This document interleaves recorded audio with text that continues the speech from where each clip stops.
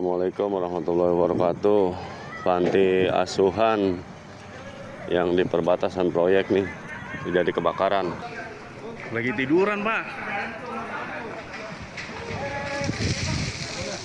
Assalamualaikum, selamat pagi pemirsa. Kita awali informasi dari sebuah bangunan panti asuhan di wilayah Poris, Gagabaru, Kecamatan Batu Ceper, Kota Tangerang, Banten, terbakar. Api pertama kali terlihat pada lantai 2 kamar dari penghuni panti. Diduga api berasal dari kipas angin yang terjatuh dan mengeluarkan api. Petugas damkar yang tiba di lokasi segera memadamkan api pada bangunan panti asuhan tersebut. Beruntung pemirsa tidak ada korban jiwa maupun luka-luka dalam peristiwa ini.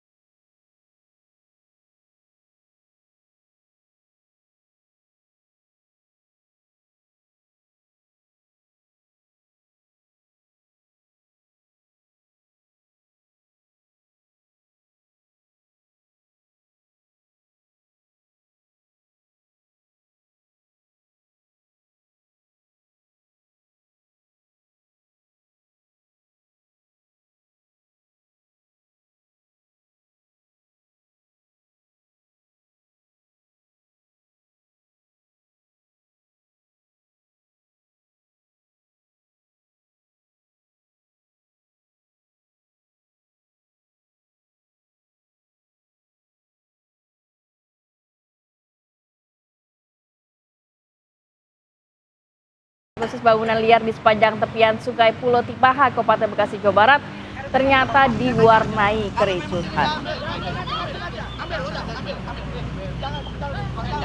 Jadi ada sejumlah warga yang coba untuk mengadang alat berat, nyaris terlibat baku hantam dengan petugas satuan Satpol PP. Aksi kejar-kejaran antara petugas terjadi saat warga melakukan pengadangan hendak diamankan oleh petugas. Aksi protes warga ini dilakukan karena memang pemerintah Kabupaten Bekasi tidak memberikan uang kompensasi terhadap pemilik bangunan. Meski sempat diwarnai penghadangan, eksekusi bangunan liar di sepanjang tepian sungai Jalan Pulau Timaha ini berlangsung secara kondusif dan pemerintah Kabupaten Bekasi rencananya juga akan melakukan normalisasi sungai Pulau Timaha dalam rangka penanganan banjir. Pemerintah juga akan mengembalikan fungsi lahan sebagai ruang terbuka hijau. Nah, ini penting banget nih, beberapa hari terakhir kita merasakan adanya banjir. Nah, ini salah satu penyebabnya mungkin karena ada bangunan liar yang membuat airnya tidak bisa terserap begitu ya. Seharusnya ini kan tempat untuk ruang terbuka hijau ya, tapi sayang sekali harus dibangun bangunan.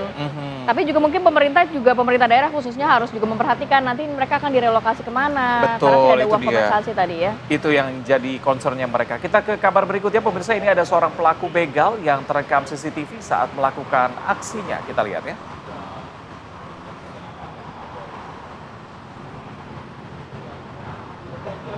Ya pemirsa, ini dari hasil rekaman CCTV polisi langsung menangkap pelaku bersama sejumlah barang bukti.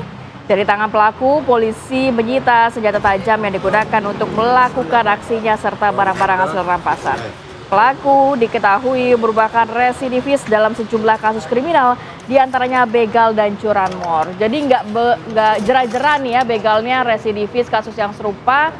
Semoga juga sudah ditangkap lagi pihak kepolisian, mungkin bisa memberikan pasal berlapis mungkin ya, sehingga Biar ada efek jerahnya. efek jerahnya juga ada. Dia tuh, hah? Sempat nonton tuh? Nah, kita masih dari informasi Makassar pemirsa. Ini polisi menangkap 3 dari 4 komplotan pelaku pembobolan toko, tepatnya di Kota Makassar. Dan ketiganya ditangkap usai teridentifikasi dari rekaman CCTV saat beraksi. Udah tahu ada CCTV, masih aja kelihatan lah mukanya. Nah, ini dia, dari rekaman CCTV ini juga terlihat selain aksinya, wajahnya juga terlihat dengan jelas di sana ya. Dia ngambil rokok, uang tunai 5 juta rupiah dan juga sejumlah barang dari toko yang berada di Kota Makassar ini. 3 dari 4 komplotan ini berhasil ditangkap polisi di 3 lokasi yang berbeda. Modusnya yaitu melakukan survei terhadap toko incarannya, kemudian beraksi pada malam hari saat tokonya sudah tutup. Hingga kini kepolisian masih mengejar satu pelaku lainnya yang sudah diketahui identitasnya. Sementara 1 dari 3 pelaku dibawa petugas untuk proses pengembangan dan mereka akan diancam hukuman maksimal 5 tahun penjara.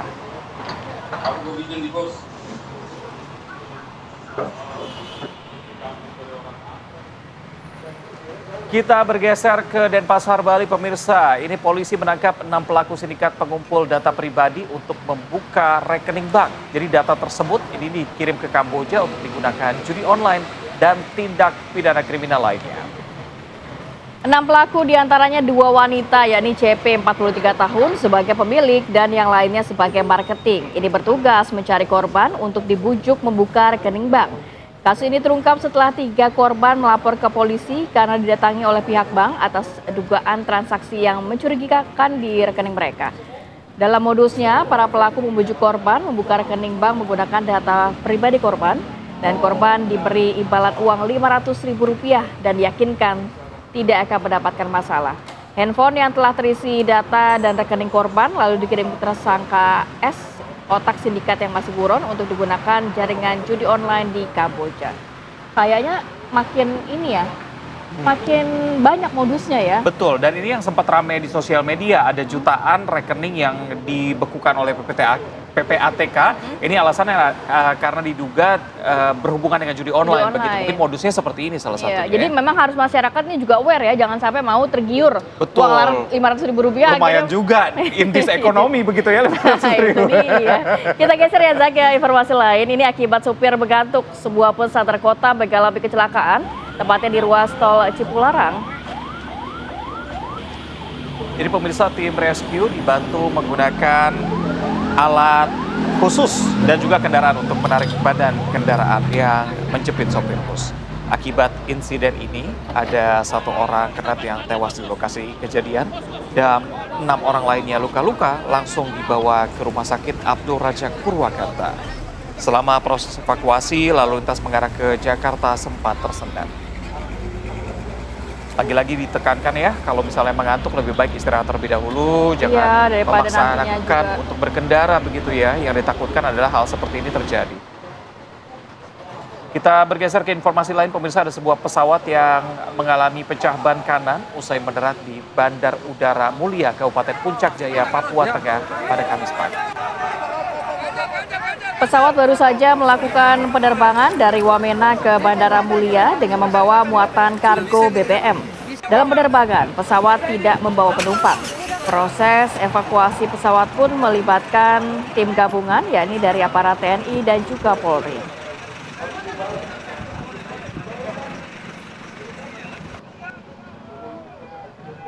Selamat siang rekan-rekan media. Dari Papua kita bergeser ke Bekasi, Jawa Barat. Ini diduga supir belum mahir dalam mengemudi sebuah minibus menyebabkan kecelakaan beruntun yang melibatkan 4 kendaraan. Seorang pengemudi motor ini terpaksa dilarikan ke rumah sakit, pemirsa, lantaran mengalami luka yang cukup parah. Ini bisa Anda lihat dari video rekamannya, pemirsa, peristiwa kejadian kecelakaan beruntun yang melibatkan 3 unit mobil dan 1 sepeda motor di Jalan Cendrawasih, merupakan perumahan Kartika Wanasari, Cibitung. Jadi mobil minibus berwarna putih ini tiba-tiba menerobos kemacetan, menabrak mobil dan motor. Sopir yang diduga belum mahir berkendara panik, kemudian memundurkan kendaraan hingga menabrak mobil di belakangnya. Alih-alih menghentikan laju kendaraan, pengemudi kembali tancap gas hingga akhirnya menabrak mobil yang ada di depannya. Mobil terhenti setelah menabrak tembok rumah. Seorang wanita pengendara sepeda motor yang menjadi korban kecelakaan merupakan warga setempat dan menjalani perawatan di rumah sakit. Kasus ini ditangani oleh petugas unit laka lantas Polsek Cikarang Barat.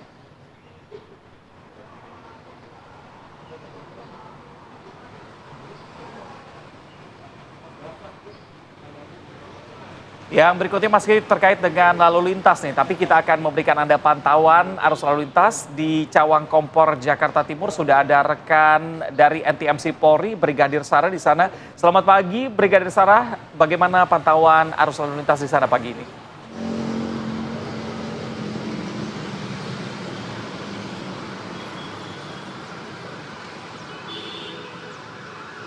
Baik, terima kasih Reza dan juga Rati, serta selamat pagi pemirsa. Situasi arus lalu lintas pada pagi hari ini dari arah Kampung Melayu yang akan mengarah ke Cililitan atau berbelok mengarah ke Pancoran sudah dalam keadaan ramai. Peningkatan volume kendaraan sudah terlihat pada kawasan ini dan terdapat antrian kendaraan menuju traffic light. Antrian traffic light terjadi kurang lebih sepanjang 100 meter di belakang garis stop dan bagi Anda akan melintasi kawasan ini untuk mengantisipasi terhadap banyaknya aktivitas angkutan umum yang berhenti untuk menaik turunkan penumpang.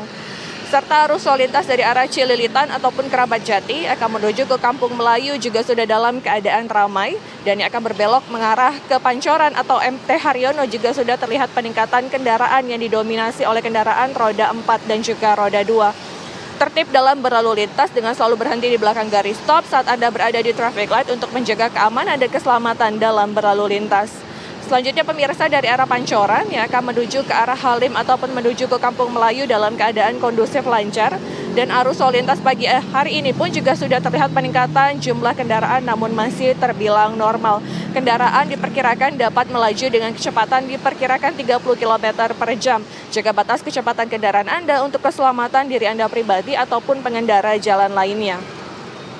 Dan dapat kami informasikan berdasarkan data IRSMS Korlantas Polri, angka kecelakaan lalu lintas di seluruh Indonesia 1 kali 24 jam terjadi sebanyak 262 kasus laka lantas dengan rincian 27 meninggal dunia, 44 luka berat, dan 315 luka ringan. Penyebab kecelakaan mayoritas dikarenakan pengemudi gagal menjaga jarak aman. Untuk itu, tertib dalam berlalu lintas, jaga batas aman kecepatan kendaraan Anda, tidak melawan arus, dan tidak melakukan aktivitas yang dapat memecah konsentrasi Anda saat berkendara untuk keamanan dan keselamatan diri Anda ataupun pengguna jalan lainnya.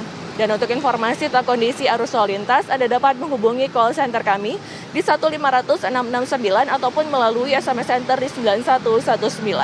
Stop pelanggaran, stop kecelakaan, keselamatan untuk kemanusiaan. Salam presisi, kembali ke studio. Baik, lihat tawuran bikin hati resah. Cakep. Terima kasih pantauannya Brigadir Sarah. Selamat bertugas kembali ya. Pemirsa, kita akan jeda terlebih dahulu. Usai jeda kami hadirkan informasi mengenai Kejaksaan Agung yang menetapkan ada 9 tersangka.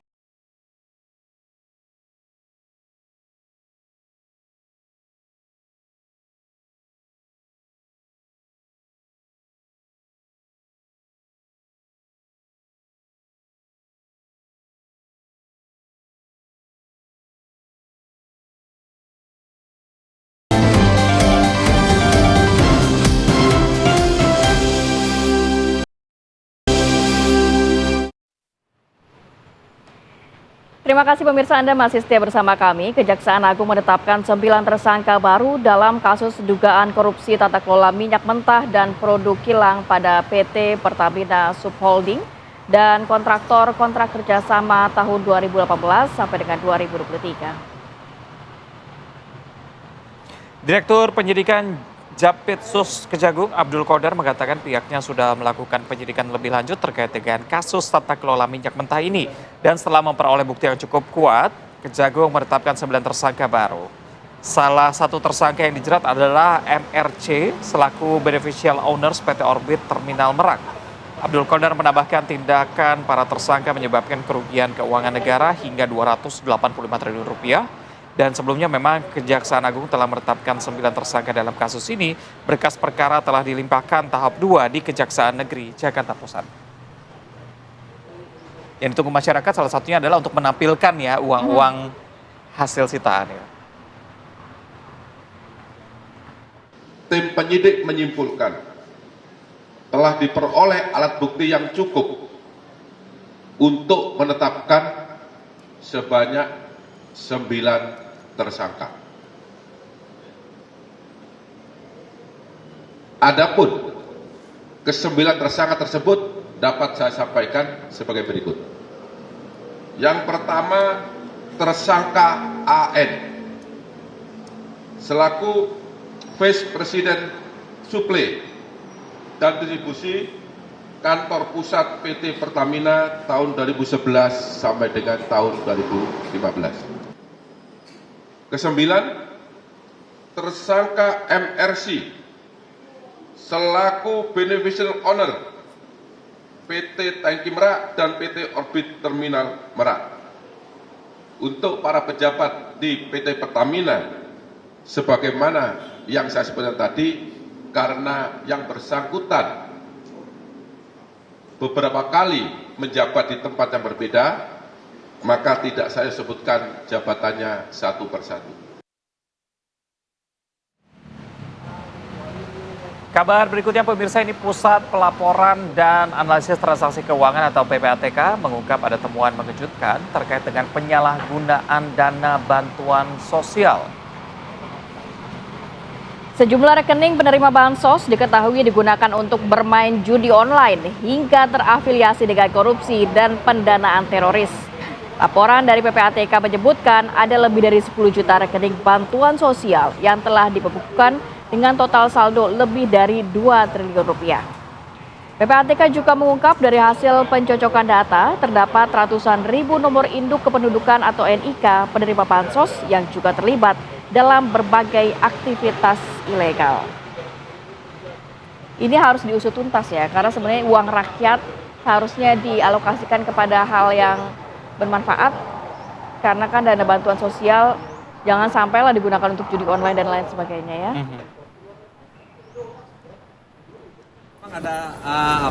Ada nick yang penerima bansos yang juga menjadi pemain judol. Ya itu 500.000 sekian.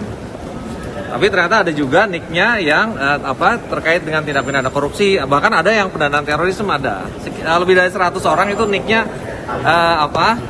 teridentifikasi terlibat mengenai kegiatan pendanaan terorisme. Itu penerima bansos semua itu indikasinya? Iya. Dari Jakarta kita bergeser ke wilayah Jawa Timur. Komisi Pemberantasan Korupsi hari ini meminta keterangan dari Gubernur Jawa Timur, Khofifah Indar Parawansa, di Mapolda Jawa Timur. Ini tempatnya kemarin ya. Jadi ini untuk kedua kalinya ya KPK menjadwalkan untuk pengambilan keterangan terhadap Khofifah setelah penjadwalan sebelumnya dilakukan di bulan Juni lalu dan Khofifah berhalangan untuk hadir. Ini ada terlihat di sini LSM Masyarakat Anti Korupsi Jawa Timur, Maki, yang hadir mendampingi Khofifah kemarin. Khofifah dimintai keterangan sebagai saksi dalam kasus penyaluran dana hibah APBD Provinsi Jawa Timur tahun anggaran 2020-2022 yang saat ini sedang ditangani oleh KPK. Dalam kasus ini KPK juga menetapkan 21 tersangka baik swasta maupun ex-pimpinan DPRD Jawa Timur.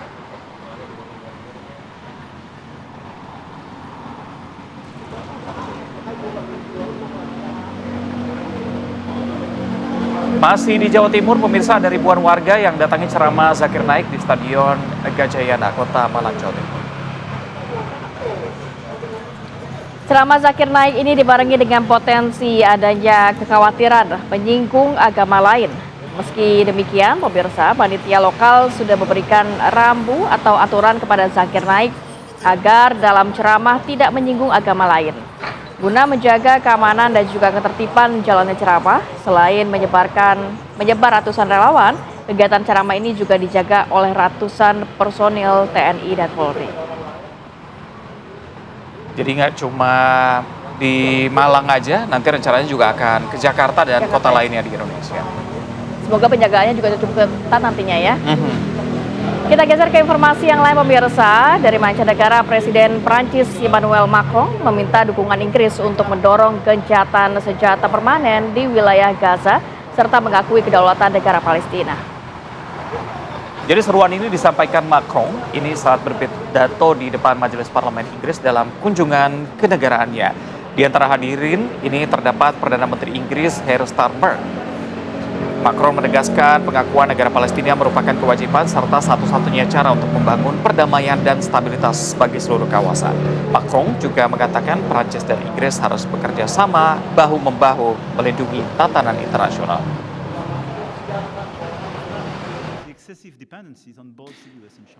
With Gaza in ruin and West Bank being on a daily basis attacked, the perspective of a Palestinian state has never been put at risk as it is. And the objective of a recognition is not just making our duty, but this is as well reopening a political perspective and refusing just an answer based on security. And this is why the solution of the two states and the recognition of a state of Palestine is as well, according to me, the only way to build peace and stability for all in the whole region. Kembali Anda masih setia bersama kami pemirsa, rekaman kamera pengawas Indekos Diplomat Muda Kementerian Luar Negeri Arya Daru Pangayunan menunjukkan terakhir kali korban ini masuk ke dalam kamarnya. Dalam rekaman ini terlihat Arya masuk ke dalam kamar sekitar pukul 23.23 waktu Indonesia Barat pada Senin 7 Juli 2025. Anda bisa melihat bahwa dari rekaman ini tidak terlihat ada gerak-gerik yang mencurigakan dari sosok Arya ketika berjalan memasuki gerbang hingga menuju ke kamarnya. Selasa pagi keesokan harinya, Arya sudah ditemukan tewas dengan kepala terlilit lakban.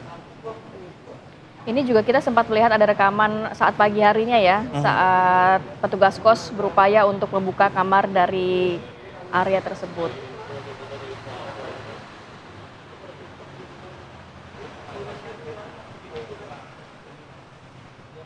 Dan pemirsa, kami juga mendapatkan video eksklusif momen ketika jenazah almarhum ADP ditemukan di dalam kamar indekosnya pada Selasa lalu.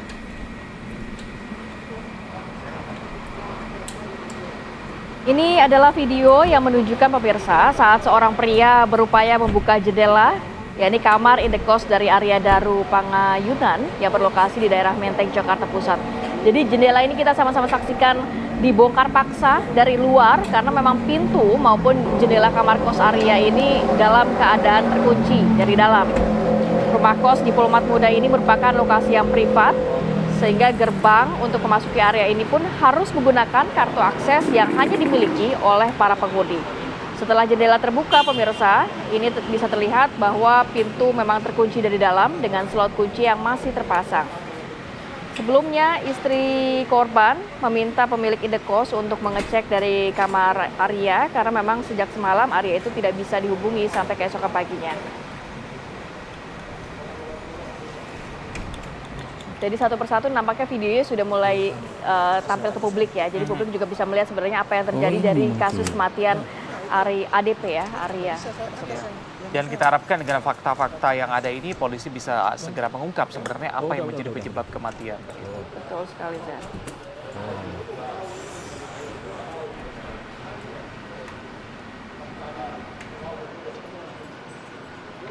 Kita bergeser ke informasi misteri kematian Brigadir Muhammad Nur Hadi di sebuah penginapan di Gili Trawangan yang mulai terungkap.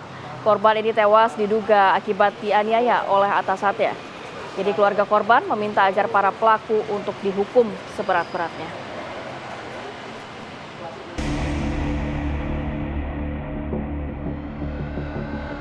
Brigadir Muhammad Nur Hadi, anggota Bid Propam Polda Nusa Tenggara Barat, ditemukan tewas di dasar kolam sebuah villa di Pulau Gili Trawangan.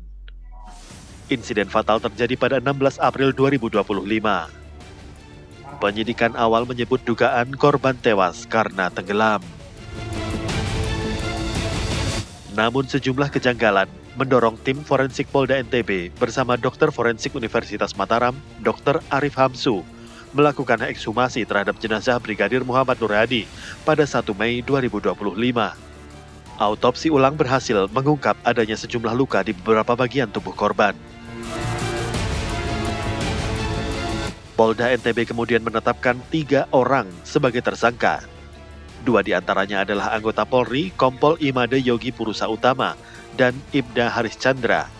Ada pula seorang perempuan berinisial M yang diduga teman wanita salah satu pelaku. Seusai ekshumasi, reka adegan di tempat kejadian serta memeriksa saksi-saksi dipastikan korban meninggal karena tindakan kekerasan. Kita sudah lakukan beberapa pemeriksaan saksi, yaitu 18 orang saksi sudah kita periksa, dan ditambah lagi 5 ahli, di mana dalam ahli itu ada ahli farmakologi, ahli pidana, ahli poligraf, terus ahli forensik dan dokter Rumah Sakit Bayangkara yang memeriksa awal terkait dengan keadaan korban pada saat itu. Namun langkah pengungkapan pembunuhan Brigadir Nur Hadi masih menyisakan ganjalan. Keluarga korban mempertanyakan mengapa dua tersangka yang mantan anggota polisi tidak ditahan. 3 tersangka ini, tapi kenapa cuman 1 yang ditahan, yang 2-nya ya sama ya siapa Pak Yogi sama Pak Aris ini kok enggak ditahan, kenapanya? Si perempuan aja yang ditahan, itu yang kita pertanyakan dari pihak polisi. Kedua tersangka Kompol Yogi dan Ibda Haris sudah dipecat dari kepolisian sejak 27 Mei 2025.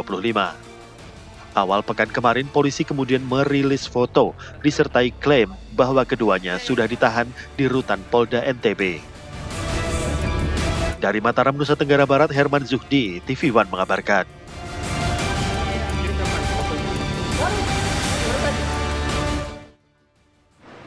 Kita ke kabar lainnya, pemirsa. Ini ada seorang wanita yang nekat melompat dari ketinggian lantai 19 apartemen Kalibata City, Pancoran, Jakarta Selatan.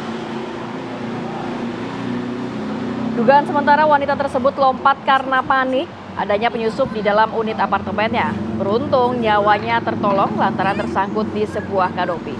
Korban yang selamat kini telah berada di rumah sakit untuk mendapatkan penanganan medis. Sementara terduga penyusup sudah diamankan oleh pihak berwajib.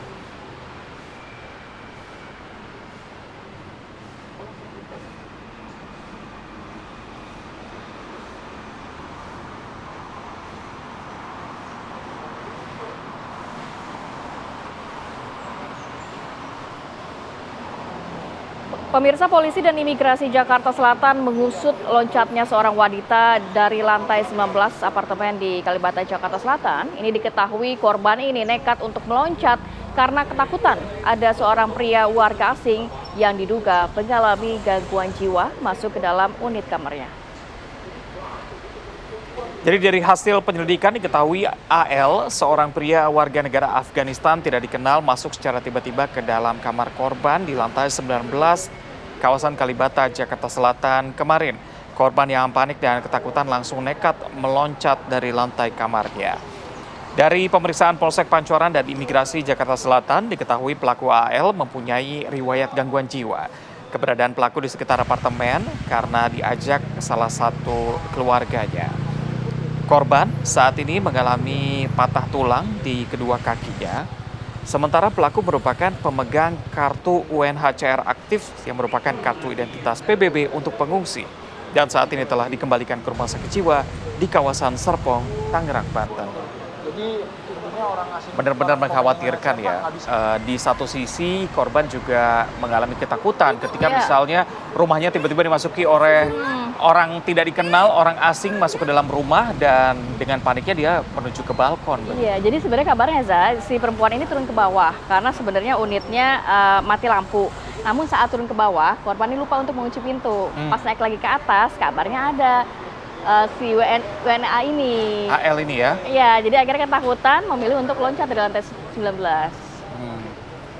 Ini nggak kebayangin juga sih, tahu-tahu di unit kita ada betul orang asing gitu kan. Terlebih ada riwayat gangguan jiwa juga, itu yang dikhawatirkan. Mungkin takut melakukan aksi nekat begitu ya, mengkhawatirkan dan juga mengancam jiwa dari korban. Betul, tapi akhirnya ya bersyukurnya korban ini dalam keadaan selamat ya, tersangkut di kanopi. Saat ini mudah-mudahan cepat diberikan kesembuhan, bisa beraktivitas kembali.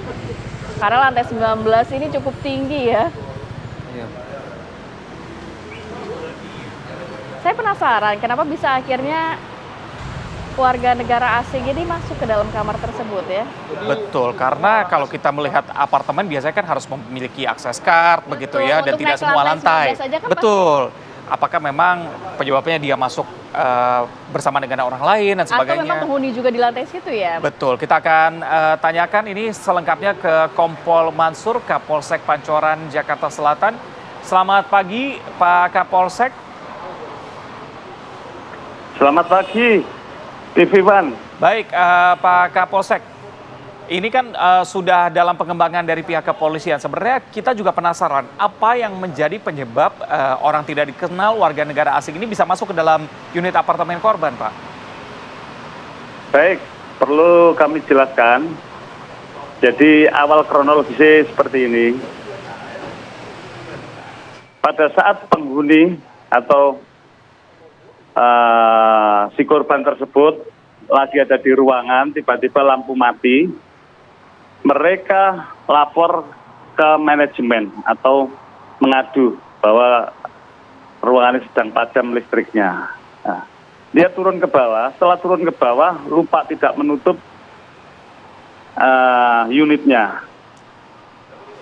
Setelah laporan dari pengelola atau manajemen, naik ke atas lagi, nah tiba-tiba di situ ada orang tidak dikenal yang masuk dalam ruangan. Nah, setelah dalam ruangan, perempuan tersebut kaget, panik. Karena mereka sendirian, nah, akhirnya dia lari ke balkon dengan kepanikan yang cukup tinggi, akhirnya mereka nekat untuk lompat dari apartemen tersebut. Demikian. Pak Kapolsek, terkait Pak dengan, Kapolsek, ya, silakan dilanjutkan Pak. Ya, terkait dengan orang yang tidak dikenal tersebut, ya, hasil pemeriksaan dari kami, ya, ternyata orang tersebut adalah ada gangguan jiwa atau kelainan kejiwaan. Jadi dia bisa masuk akses ke semua manapun. Setiap ada orang yang lewat, dia selalu ngikut. Setiap ada orang lewat, dia selalu ngikut. Jadi dia pun termasuk bingung juga, karena pihak keluarga juga mencari saat itu. Demikian, Mbak. Ya, kalau tadi Anda katakan sebenarnya dari warga negara asing itu bisa naik sampai ke lantai 19, berarti mengikuti orang yang ke lantai 19 ya Pak ya. Tapi apakah sudah ditemukan identitasnya, kemudian kok dia bisa sampai berada di apartemen, apakah dia juga kerabat dari salah satu penghuni apartemen? Karena kan ini kita berbicara mengenai ODGJ ya Pak, ada gangguan dalam kejiwaannya. Betul. Jadi mereka itu tadinya jalan dengan saudaranya dari di luar, terus mereka ngikut ke orang tersebut, orang yang tidak kenal juga ini, ke salah satu tower, mereka asal masuk saja.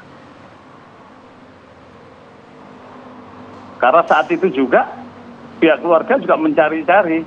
Setelah ada kejadian itu, bahwa keluarganya datang menanyakan bahwa betul hasil pengecekan kita ke unit memang itu adalah adiknya atau keluarganya. Demikian.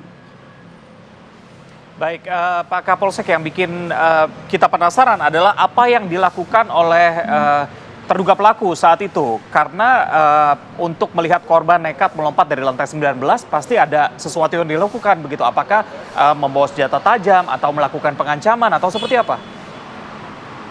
Jadi dia tidak melakukan hal-hal apapun, dia hanya masuk saja ke ruangan, karena dimanapun ada pintu yang bisa dimasukin, dia masuk, karena dia pun posisi juga bingung,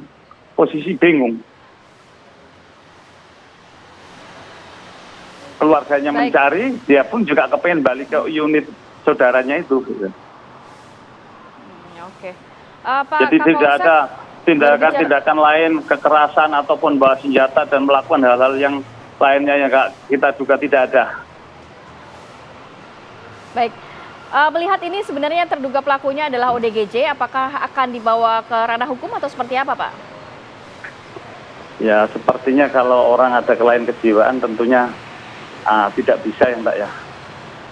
Akan kita kembalikan ke keluarga dan ke rumah sakit, karena saat ini mereka juga sedang dalam perawatan di rumah sakit daerah Serpong. Kebetulan orang ODGJ-nya ini kan dalam pengawasan juga UNHCR. Baik. Terima kasih banyak Kompol Mansur, Kapolsek Pancoran, sudah berbagi informasi bersama kami pagi hari ini. Selamat beraktivitas kembali. Assalamualaikum. Waalaikumsalam. Selamat pagi kembali. Baik pemirsa, kita akan jeda terlebih dahulu. Usai jeda kami hadirkan informasi mengenai proses pendalaman dan juga pemberian keterangan dalam gelar perkara khusus kasus ijazah Presiden ke-7 Joko Widodo yang dinyatakan sudah selesai. Kompolnas juga mendorong agar Bareskrim Polri ini segera menarik kesimpulan dan tidak berlama-lama mengumumkan hasilnya kepada publik. Perbincangannya akan kami hadirkan sesaat lagi. Tetap bersama kami di Apa Kabar Indonesia Pagi.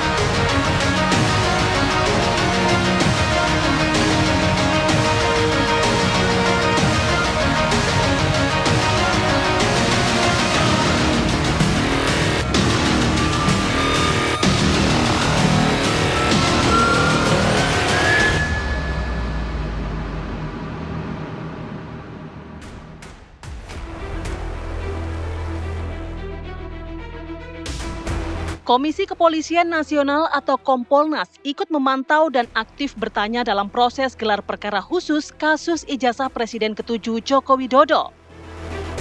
Komisioner Kompolnas Hoirul Anam bersama komisioner lainnya, Gufron, mengaku aktif bertanya dan menggali berbagai informasi selama proses berlangsung. Selain mendapatkan penjelasan dari para penyidik, Kompolnas juga mengatakan sejumlah dokumentasi proses penyelidikan juga ditampilkan dalam gelar perkara tersebut. Jalannya gelar perkara khusus ini menurut Hoirul Anam sudah berjalan baik, kredibel, transparan, dan melibatkan berbagai pihak independen. Dalam gelar perkara khusus ini, berbagai pihak dihadirkan, mulai dari pelapor, terlapor, para ahli, Universitas Gadjah Mada, hingga perwakilan DPR, Ombudsman, dan pengawas internal Polri. Namun, Jokowi tidak hadir langsung dan diwakilkan oleh kuasa hukumnya. Untuk saat ini proses pendalaman dan pemberian keterangan dinyatakan sudah selesai. Kompolnas mendorong agar Bareskrim Polri segera menarik kesimpulan dan tidak berlama-lama mengumumkan hasil resmi kepada publik. Dari Jakarta, Prita Zeka, Indra Gali, TV One mengabarkan.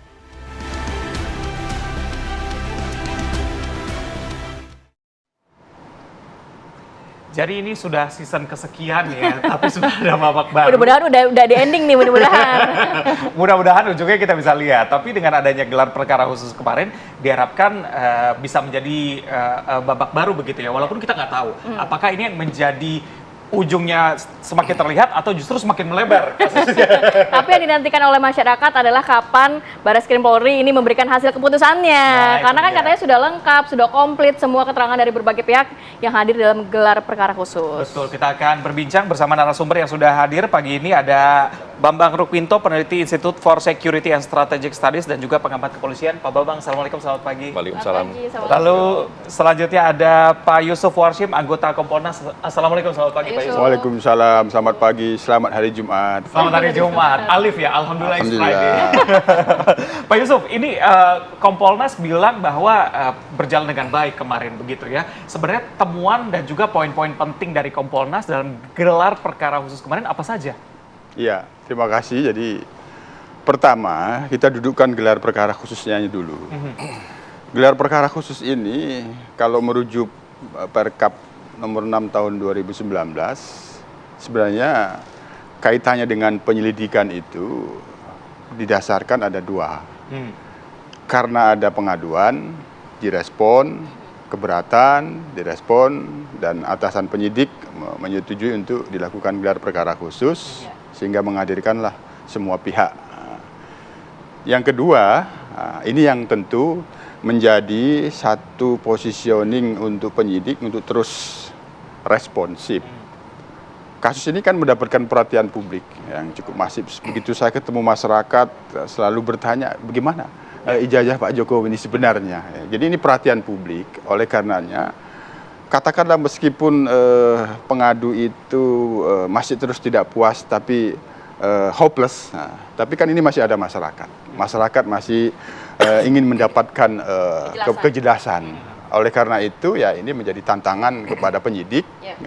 Meskipun akhirnya pun nanti gelar perkara khusus itu yang bisa kita simpulkan dari kami berdasarkan tim yang sudah hadir ya memang masih seperti yang kemarin positioningnya.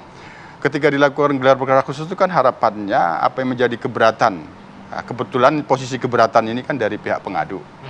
Tentu kan sebenarnya secara substansial keberatan itu kan akan memungkinkan kembali dibukanya penyelidikan. Nah, tentu bagaimana penyelidikan itu tentu ada posisi kewenangan penyidik. Nah, penyidik tentu bisa membuka kembali. Biasanya yang lazim itu kan apabila ada bukti baru. Nah, kemarin ada novum. Memang sejauh ini yang kita catat, yang kita dalami itu belum terlihat ada bukti baru.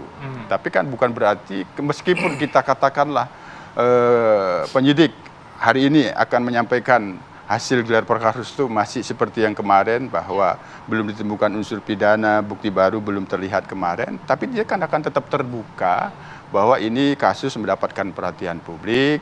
Tentu kita juga sebagai pengawas dalam hal ini tetap mendorong penyidik tetap responsif. Responsif. Baik, Pak Yusuf, kemarin juga Kompolnas nampaknya aktif bertanya juga kepada berbagai pihak, terutama pihak kepolisian. Kalau dari Kompolnas sendiri, apa yang didalami? Kan dari sisi TPUA menyatakan saat Mei lalu Barreskrim Polri tidak transparan, tidak terbuka dan lain sebagainya. Apakah juga didalami terkait SOP penyelidikan, kemudian validitas dokumen, hingga bagaimana pihak kepolisian mengecek ijazah Pak Jokowi ini? Iya, ya paling mudah kan dua hal saja, karena itu kaitannya dengan hukum pidana. Pada aspek formalnya dan pada aspek material. Pada formal itu kan biasanya apakah ini penyidikan sudah sesuai dengan prosedur atau tidak? Ada hal-hal ada hal-hal yang terabaikan. Nah, misal ini kan ada keluhan yang sudah kita catat dari kemarin digelar itu soal prosedur. Mengapa ijazah Pak Jokowi tidak dilakukan sita? Ya, tentu kita akan lihat bagaimana aturan mainnya. Kapan dilakukan penyitaan itu? Nah, kalau kita lihat di aturan mainnya kan ketika sudah masuk tahap penyidikan. Karena penyitaan itu bagian dari upaya paksa.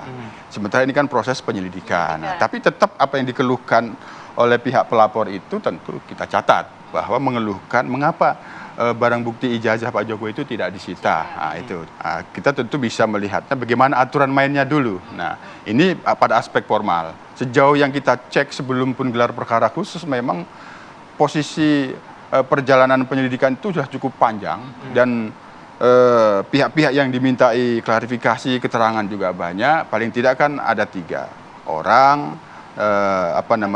benda dan ahli. Nah, benda-benda dokumen-dokumen yang kaitannya dengan proses kuliahnya Pak Jokowi, tidak hanya soal ijazah. Nah, yang diperiksa pun ke laboratorium forensik tidak hanya soal ijazah, tapi ada dokumen-dokumen lain yang itu bisa menjelaskan sesungguhnya Pak Jokowi ini ada proses kuliah atau tidak. Nah, baru menjelaskan bagaimana ijazahnya. Jadi ini sudah cukup luas gitu, cukup luas. Nah, tentu karena ini sekali lagi mendapatkan perhatian publik, maka ya kita tetap mendorong, meskipun hari ini katakanlah penyidik itu akan mengumumkan hasilnya seperti ini, berjalan seperti ini, tapi tetap kita mendorong bahwa penyidik untuk tetap responsif. Apapun yang menjadi saran-saran masukan publik tetap direspon saja. Barangkali ada hal-hal yang memang penting, ada logika baru yang dibangun oleh publik, sehingga memungkinkan kasus ini menjadi benar-benar pasti. Ya pasti, apakah memang tidak ada unsur pidana secara pasti atau memang masih ada ruang-ruang kecil, jarum-jarum kecil yang belum bisa kita temukan barangkali. Oleh karena itu kita tetap mendorong responsif meskipun pada akhirnya disimpulkan belum ditemukannya ada novum. Baik, Pak Bambang, tadi dikatakan sejauh ini tidak ada novum begitu ya. Apakah gelar perkara khusus ini bisa membuka kunci pintu keluar begitu dari kasus ini? Apakah kotak Pandora ya? Apakah ini hanya akan memperpanjang atau mengundur-undurkan waktu saja gitu? Ya, harapannya dengan gelar perkara khusus ini semuanya akan terbuka harapannya. Cuma ketika intinya masyarakat itu butuh transparansi kan, seperti itu. Bagaimana proses penyelidikan itu dilakukan. Karena kaitannya ini kan 2 posisi yang sangat berbeda kan. Satu terkait dengan scientific investigation, penyelidikan secara ilmiah. Kedua, kawan-kawan yang di sisi masyarakat ini sudah melakukan riset ilmiah gitu, penelitian ilmiah seperti itu. Ini 2 argumen yang sangat sebenarnya substansinya sama, tetapi ini adalah kontras. Satu terkait dengan penyelidikan yang dilakukan oleh kawan-kawan kepolisian ini seringkali dipersepsi bias kepentingan. Sementara yang riset ini tentu mewakili sesuatu yang diyakini sebagai sesuatu yang berdasarkan keilmuan. Tapi seperti apakah itu. kali ini gelar perkara khususnya bias kepentingan? Ada Ombudsman, ada Kompolnas, ada DPR RI, ada dari UGM, dari TPU, ada juga dari Pak Jokowi. Ya, lengkap apa begitu Mas? Iya benar, makanya dengan adanya gelar perkara khusus ini, apalagi kalau ini kemudian live gitu ya, disiarkan secara langsung. Walaupun nggak mungkin terbuka begitu.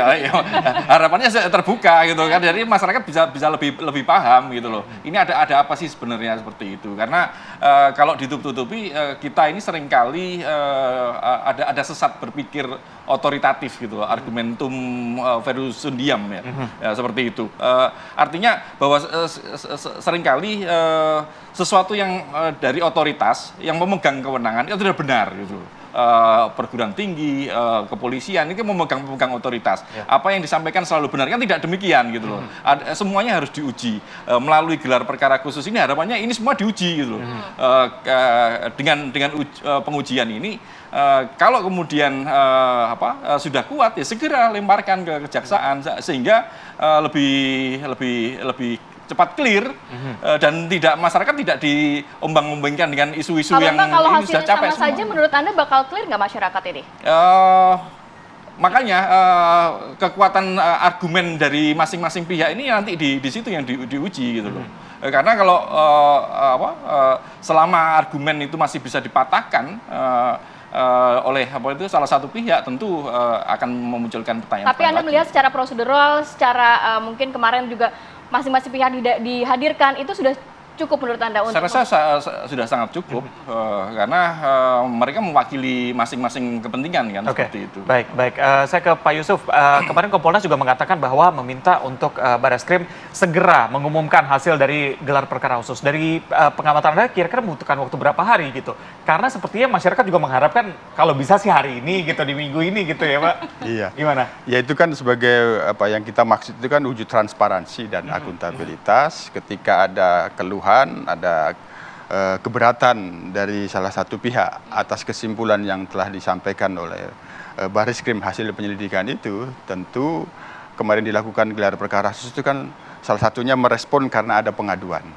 Meskipun di dalam perkapnya itu tidak harus ada pengaduan, tapi ada mendapat perhatian publik, itu bisa menjadi dasar gelar. Nah, tentu semakin cepat semakin bagus. Tapi dalam perkap ada nggak sih diatur secara waktu atau administratif harus berapa lama setelah gelar perkara khusus dilakukan? Ya, itu tidak ada pengaturan waktu, termasuk penyelidikan itu sendiri sepanjang kasus itu belum daluarsa kan masih tetap terbuka. Ketika ada bukti baru yang itu diyakini oleh penyidik untuk dibuka kembali, itu kan tidak ada jeda batasan waktu sepanjang kasus itu tidak daluarsa. Nah, termasuk juga kaitannya dengan kapan menyampaikan hasil daripada gelar perkara khusus itu tidak ada hitungan waktu, hanya hitungan logika kita kan ini kan kaitannya dengan transparansi, akuntabilitas. Ya, itu akan lebih bagus disampaikan bahwa hasilnya seperti ini, apapun hasilnya. Kalau memang masih sama seperti yang kemarin ya tidak masalah, tapi tetap kita dorong penyidik responsif saja. Hanya menjadi catatan, ini kan kaitannya dengan LP yang ada di Polda Metro Jaya, yang itu LP-nya Pak Jokowi terkait dengan pencemaran nama baik. Memang kesimpulan yang kemarin apabila kita masih sama bahwa tidak ditemukan adanya peristiwa pidana terkait dengan pengaduan ke Barreskrim yang menuduhkan Pak Jokowi terkait dengan ijazahnya palsu, itu tentu menjadi bahwa ijazah ini akan menjadi alat bukti, menjadi barang bukti bahwa ini tidak palsu. Nah, maka oleh karenanya laporan pengaduan yang ada di Polda Metro ini sebenarnya menjadi pintu. Tentu ada penetapan tersangka tentu pastinya, sehingga nanti di pengadilan akan bisa diungkapkan kembali. Cuma sekali lagi tentu ini harus didasarkan pada bukti-bukti yang cukup kuat untuk menentukan apakah memang ada peristiwa pidana di dalam pendidikan kemudian ditingkatkan. Nah, ini juga masih dalam pengawasan Kompolnas. Nah, Pak, yang cukup menarik adalah tadi Pak Bambang bilang yang dikhawatirkan masyarakat adanya intervensi begitu. Sejauh mana Kompolnas bisa meyakinkan bahwa tidak ada intervensi dalam kasus ini?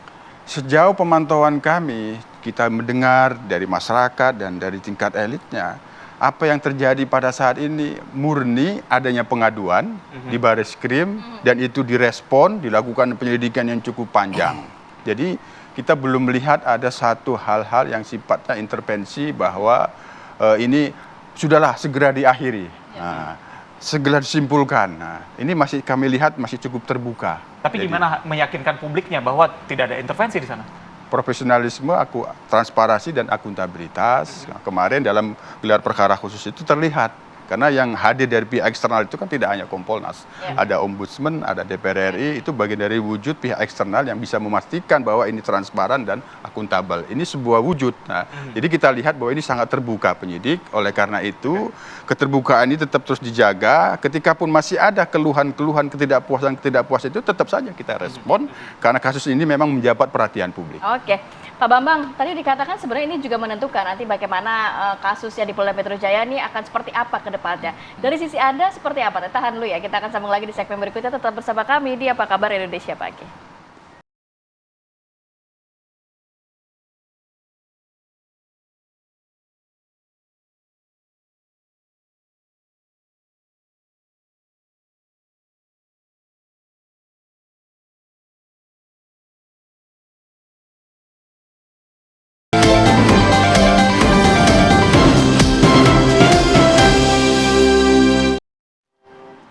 Oke, kita lanjutkan perbincangan. Saya mau ke Pak Bambang sebelum menjawab bagaimana nantinya kasus yang di Polda Metro Jaya. Tapi kalau dari sisi gelar perkara kasus khusus kemarin kan sudah selesai. Tapi mungkin nggak sih nantinya dari sisi kotak Pandora hasil riset dari pelapor atau TPUA ini bisa dibuka? Dalam arti teman-teman Pak Jokowi yang beranggapan atau yang mengatakan bahwa ijazah Pak Jokowi palsu ini bisa dihadirkan juga. Selain kan kemarin dihadirkan bagaimana ijazah 3 teman lainnya begitu, Pak? Ya, tentu ijazah teman-teman Pak Jokowi itu bukan menjadi alat bukti kan. Makanya memang yang lebih penting itu ijazahnya Pak Jokowi gitu. Selama ijazah Pak Jokowi itu tidak hadir, tentu publik akan terus mempertanyakan gitu loh. Dan kawan-kawan TPUA maupun kawan-kawan Iya, karena dari sisi TPU kan menyatakan ada 3 teman lainnya mengatakan ijazahnya palsu. Ada juga dosen pembimbing yang mengaku ternyata tidak membimbing Pak Jokowi. Nah, itu kan perlu dihadirkan nggak sih? Benar, makanya ini kan kaitannya dengan tadi yang saya sampaikan. Ini perdebatan antara nalar publik dengan prosedur formal, legal formal seperti itu. Kalau prosedur legal formal ya ini sudah selesai gitu, semuanya sudah lengkap, saksi sudah dihadirkan, terus kemudian kawan-kawan dihadirkan. Tapi kan nalar publik tidak menerima hal seperti itu. Makanya ini akan terus muncul perdebatan selama ijazah Pak Jokowi tidak hadir gitu loh. Makanya jalan satu-satunya pengadilan lah mungkin yang akan bisa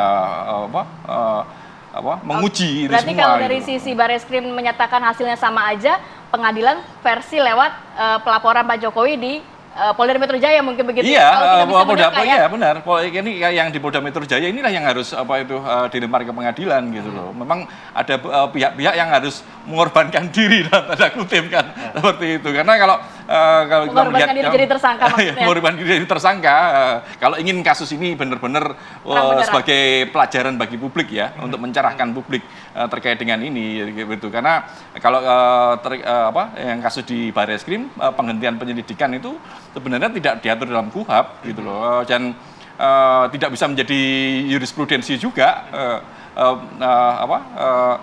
Fakta-fakta baru yang disampaikan oleh kawan-kawan TPUA itu belum diuji gitu loh. Makanya ini akan terus muncul perdebatan, tidak akan selesai di sini saja. Kalau kemudian tiba-tiba Polda Metro Jaya juga pasca gelar perkara khusus ini menghentikan seperti itu tidak akan menyelesaikan. Oke, kalaupun sebaliknya begitu ya, kita berandai-andai ketika memang Bareskrim mengumumkan bahwa tidak ada tindak pidana di situ, pasti dari pihak sebelah juga akan melakukan aksi lainnya begitu. Apa langkah yang bisa ditempuh sebenarnya ketika gelar perkara sudah dilakukan, gelar perkara khusus sudah dilakukan, apa aksi yang bisa mereka lakukan? Ini tidak pidana yang mana nih? Pencemaran nama baik atau yang di Bareskrim? Oh, yang di ijazah palsu. Ya, memang harus dibuka ya, harus dibuka gitu loh. Di Bareskrim sudah dihentikan penyelidikannya. Ini tentu penghentian penyelidikan kan tidak menghentikan kasus seperti itu, karena kalau tiba-tiba ada laporan baru, kepolisian juga harus wajib untuk meneruskan lagi laporan tersebut gitu loh. Mungkin temanya saja yang berbeda gitu saja, topiknya saja yang berbeda, tetapi dengan laporan yang berbeda penyelidikan harus dibuka lagi gitu loh. Mungkin kasus kemarin dihentikan dan publik tidak bisa berkutik apa-apa. Aturannya memang seperti itu. Peraturan Kapolri 6 2019 memang mengatakan seperti itu, harus gelar perkara khusus. Dan bagi publik juga melihat ini tidak akan mungkin diangkat lagi gitu loh. Karena ya tadi ada persepsi bias kepentingan itu tadi seperti itu. Makanya lebih baik ada laporan baru yang di Bareskrim, kali yang di Polda Metro Jaya lanjutkan. Dengan catatan harus ada yang rela mengorbankan diri gitu, untuk jadi tersangka. Akhirnya untuk membuka kotak Pandora. Tanpa ada itu, ya ini akan terus berdebat terus, tidak akan ada selesainya gitu. Harus ada kelegowoan entah dari pihak Roy Suryo dan kawan-kawan atau dari pihak Pak Jokowi untuk ikhlas. Ini loh sudah biar masyarakat juga puas gitu loh. Pak Yusuf, jadi memang satu-satunya jalan adalah kalau kita boleh menjadi ini ya, cenayang ya hari ini ya, melalui Polda Metro Jaya dengan kasusnya Pak Jokowi yang melaporkan pencemaran nama baik ini. Disitulah nantinya ijazah asli Pak Jokowi bisa diungkap kepada publik, karena kan kalau persidangan pasti terbuka biasanya ya. Ya kalau pada aspek untuk mendapatkan kepastian hukum bisa dijawab seperti itu melalui Polda Metro Jaya yang itu laporannya Pak Jokowi. Intinya kan posisinya kan ini sebenarnya saling lapor. Itu kalau hanya bicara kepastian hukum. Tapi kan hukum itu ada nilai dasar daripada, ada dua lagi nilai dasar tujuan hukum itu. Selain kepastian ada kemanfaatan dan keadilan. Nah, tentu pada dimensi yang lebih tinggi itu sebenarnya kan kemanfaatan dan keadilan. Nah kira-kira ketika nanti ada kriminalisasi yang artinya laporan Pak Jokowi itu dengan ditentukan hasil penyelidikan Bareskrim bahwa belum ada peristiwa pidana yang bisa ditafsirkan bahwa ijazahnya itu tidak palsu, itu menjadi barang bukti di dalam penyelidikan LP-nya Pak Jokowi di Polda Metro. Pencemaran nama baik kan kepada yang menuduhkan. Nah, kalau bicara kepastian hukum itu ya harapannya seperti itu. Tapi kan nanti kemanfaatan, keadilannya sehingga dalam arti seperti apa kemanfaatan dan keadilannya? Kan keadilan itu ada yang disebut keadilan restoratif. Nah, ketika memang ini ada unsurnya, tapi ketika ada dimensinya ditarik pada keadilan, nah bisa terjadi nanti keadilan restoratif justice, Pak Jokowinya memaafkan dan sebagainya. Tapi ya memang kepastian hukumnya tidak mendapatkan. Sebenarnya kasus ini kepastian hukumnya bagaimana sih sebenarnya? Nah, kalau memang mau yang diharapkan kepastian hukum dan kemanfaatan publiknya itu mendapatkan kejelasan bahwa ini asli dan ini bahwa ini bukan palsu, bahwa ini palsu, ya memang upayanya bisa melalui pembuktian di LP-nya Polda Metro Jaya, yang itu pencemaran nama baik. Nanti dibawa ke pengadilan, barang bukti menyatakan bahwa ini mencemarkan nama baik, apa? Ini tidak palsu, misalnya seperti itu logikanya. Ya itu bisa, tapi bagaimana dengan keadilan? Nah, dalam hal ini ya keadilan yang paling penting kan keadilan para pihak itu. Para pihaknya yang di Bareskrim ada para pihak pelapor dan pihak terlapornya Pak Jokowi, di Polda Metro Jaya para pihaknya Pak Jokowi pelapor, terlapornya itu para pihak yang itu menjadi pengadu di Bareskrim. Nah ini kan bicara tentang keadilan kedua belah pihak, itu yang paling konkret utama. Nah ketika itu ditarik ke situ, itu bisa ada upaya restoratif justice. Oke, baik Pak Yusuf, ini kan menjadi perhatian publik kasus ini begitu ya, dan kita juga sudah tahu begitu bahwa polisi bekerja dengan kehati-hatian begitu. Kompolnas melihatnya seperti apa? Apakah memang polisi berhati-hati sekali untuk mengerjakan kasus ini karena pengaruhnya terhadap perspektif publik terhadap kasus ini ya? Betul. Citra juga ya. Kalau kami telaah hasil penyelidikan di Bareskrim itu, kehati-hatian itu karena cukup panjang. Penyelidikan fakta-fakta yang ingin diungkap itu cukup panjang dan hati-hati. Kekuatan pada scientific crime investigation-nya itu sangat terlihat. Nah, yang diuji di laboratorium forensik itu kan tidak hanya sekedar ijazah, tapi ada dokumen-dokumen lain yang itu menjelaskan proses kuliahnya Pak Jokowi itu benar atau tidak. Nah, fakta itu kan harus didapatkan. Itu memang penuh hati-hati. Nah, kita juga berharap yang di Polda Metro Jaya ini juga sama. Penyelidikan itu hati-hati, cermat, untuk menyimpulkan ada unsur pencemaran nama baik atau tidak. Karena tujuan daripada hukum itu kan tidak sekedar mendapatkan kepastian hukum, tapi ada kemanfaatan dan keadilan kedua belah pihak tentunya. Karena ini sebenarnya posisinya saling lapor. Yang satu di Bareskrim, yang satu di Polda Metro Jaya. Hanya yang kita inginkan kami sebagai pengawas itu memastikan karena ini kasus mendapat perhatian publik, publik tidak menjadi bingung dengan kesimpulan apapun pada akhirnya nanti. Kalau memang pun ada upaya restoratif justice pun nantinya, publik tidak bingung. Kalau upaya restoratif justice nantinya akan seperti apa, Pak?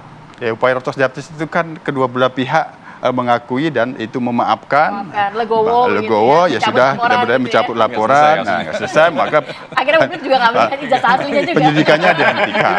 Tapi itulah hukum kan. Hukum itu tidak hanya kepastian, ada kemanfaatan, ada keadilan. Untuk publik barangkali kepastian dan kemanfaat ini yang dinantikan. Nah, bermanfaat bagi publik karena dengan media menyorot, publik bertanya-tanya, oh ijazahnya Pak Jokowi palsu atau enggak ini sebenarnya. Itu kan publik.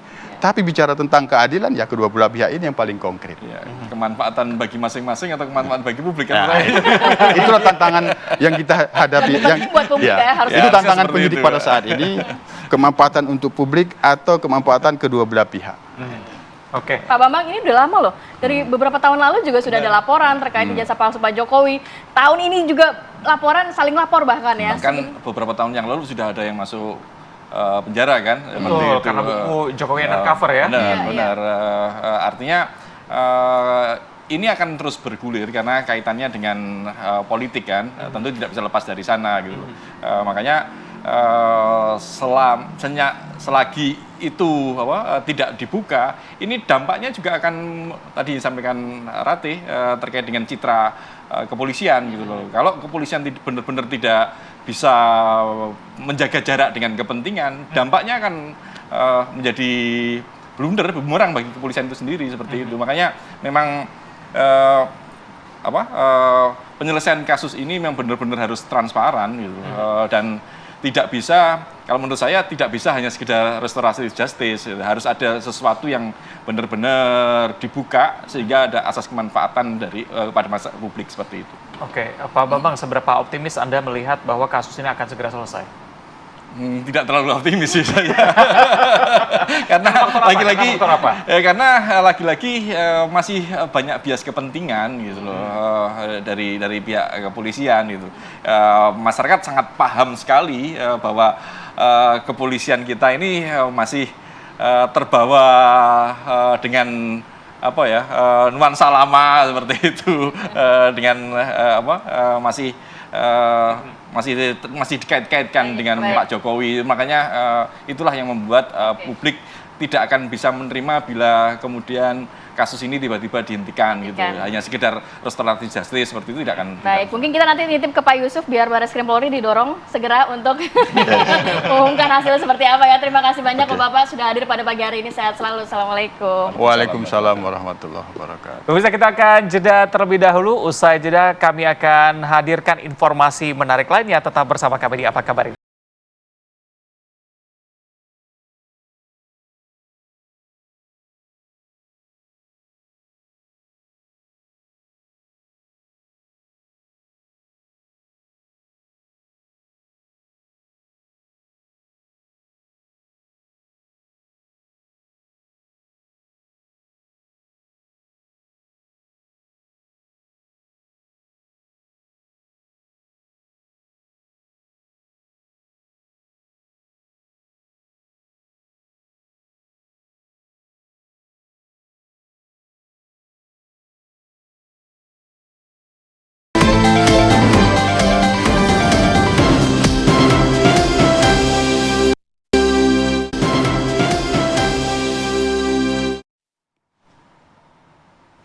Anda kembali bersama kami di Apa Kabar Indonesia Pagi. Pemirsa, ini ada sesosok jasad yang ditemukan mengambang dan tersangkut di aliran Kali Ciliwung, Rawajati, Pancoran, Jakarta Selatan pada Rabu sore. Saat dievakuasi, kondisi jasad diketahui tidak lagi utuh. Warga Rawajati Timur, Pancoran, Jakarta Selatan dikejutkan dengan adanya sesosok jasad yang mengambang di aliran Kali Ciliwung. Saat ditemukan tanpa busana, tersangkut bersama dengan tumpukan sampah yang terbawa arus sungai. Polisi dan petugas dinas Gulkarmat serta BPBD yang tiba di lokasi langsung mengevakuasi jasad dari aliran kali. Usai berhasil dievakuasi, diketahui kondisi setengah bagian kepala dan kemaluan korban hilang. Usai diidentifikasi petugas kepolisian, jasad korban dibawa ke kamar jenazah Rumah Sakit Fatmawati, Jakarta Selatan.